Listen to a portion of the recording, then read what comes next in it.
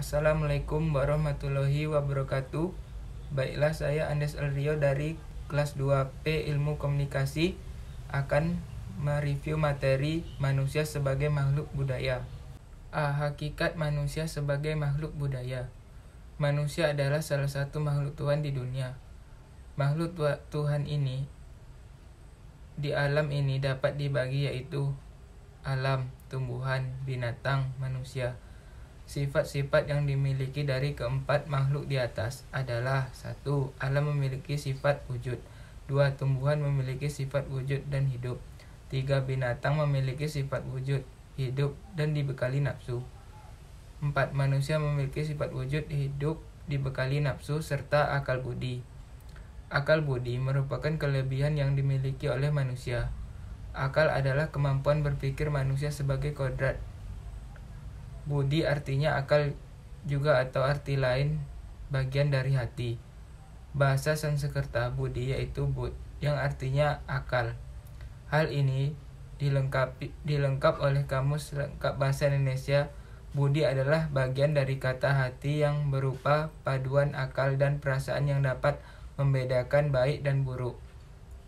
Istilah lain dari budi yaitu tabiat, perangai, dan akhlak.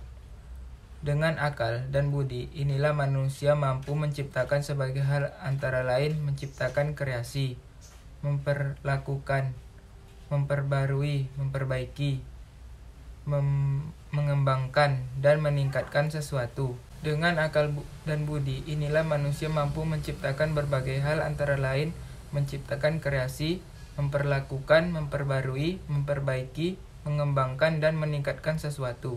Kepentingan hidup manusia adalah dalam rangka untuk memenuhi kebutuhan hidupnya. Kebutuhan hidup ini dapat dibagi 1. Kebutuhan yang bersifat kebendaan, sarana dan prasarana. Menurut Abraham Maslow, seorang ahli psikologi, berpendapat bahwa kebutuhan manusia dapat dibagi 5 tingkatan, yaitu 1. Kebutuhan fisiologi, yaitu merupakan kebutuhan primer dan vital, contohnya makanan, pakaian, tempat tinggal, sembuh dari rumah sakit, dan lain-lain. 2. Kebutuhan akan rasa aman dan perlindungan, safety and security needs, yaitu kebutuhan ini menyangkut perasaan seperti bebas dari rasa takut, terlindungi dari ancaman dan penyakit, perang, kemiskinan, kelaparan, perlakuan tidak adil, dan sebagainya. 3. Kebutuhan sosial, social needs. Kebutuhan ini merupakan kebutuhan akan dicintai, diperhitungkan sebagai pribadi, diakui sebagai anggota kelompok, rasa setia kawan, kerjasama, persahabatan, interaksi, dan lain-lain. 4. Kebutuhan akan penghargaan merupakan kebutuhan akan dihargai kemampuan, kedudukan, jabatan, status pangkat, dan sebagainya. 5. Kebutuhan akan akulturasi diri merupakan kebutuhan memaksimalkan penggunaan potensi kemampuan, bakat, kreativitas, ekspresi diri, presentasi, dan lain-lain. Dengan akal budi manusia mampu menciptakan suatu kebudayaan, di mana kebudayaan itu sendiri adalah hasil dari akal budi dalam interaksinya bagai dengan alam atau manusia lainnya. 1. Etika manusia dalam berbudaya. Etika berasal dari kata Yunani, yaitu ethos. Secara etimologi, etika adalah ajaran tentang baik buruk. Etika sama artinya dengan moral. Mores dalam bahasa Latin, yang berbicara tentang predikat nilai susila atau tidak susila, baik dan buruk. Bertens menyebutnya ada 3 jenis makna etika, yaitu 1. Etika dalam nilai-nilai atau norma untuk pegangan seseorang atau kelompok orang dalam mengatur tingkah laku. 2. Etika dalam kumpulan asas atau moral, dalam arti lain kode etik.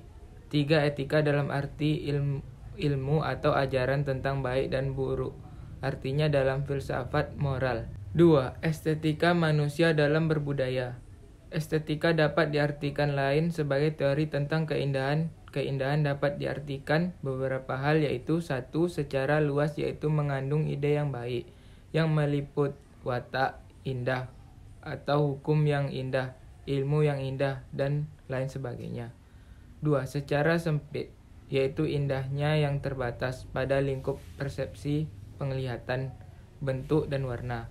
3. Secara estetik, murni yaitu menyangkut pengalaman yang berhubungan dengan penglihatan, pendengaran, dan etika.